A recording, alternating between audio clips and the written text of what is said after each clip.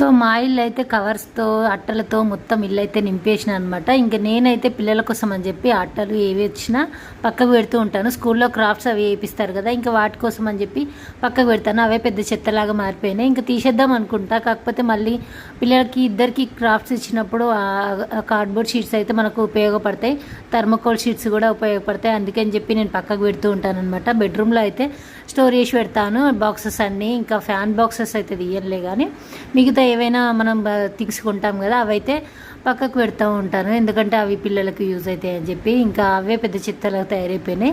ఇంకా సో ఫైనల్గా నేనైతే ఇల్లంతా క్లీన్ చేసి కడిగేసిన తర్వాత పిల్లలకి రైస్ పెట్టేసి వాళ్ళు తిన్నారు. నేనైతే ఫ్రెష్ అప్ అయిపోయి నేను కూడా తినేసిన. ఇంకా ఈ మధ్యాహ్నం కొద్దిసేపట్లో రెస్ట్ తీసుకొని ఈవినింగ్ అయితే చికెన్ అండ్ బగారా రైస్ అయితే వండేసిన. ఇంకా ఫుల్ వీడియో అయితే రిలేటెడ్ వీడియోలు ఇస్తాను, చూడండి. చూస్తే నచ్చితే లైక్ చేయండి, షేర్ చేయండి, మన ఛానల్ని సబ్స్క్రైబ్ చేసుకోండి ఫ్రెండ్స్. అండ్ ఇక్కడైతే ఇంకా చికెన్ అయితే అయిపోయిందనమాట. ఇంకా పిల్లలు అయితే వెయిట్ చేస్తున్నారు. Bye bye.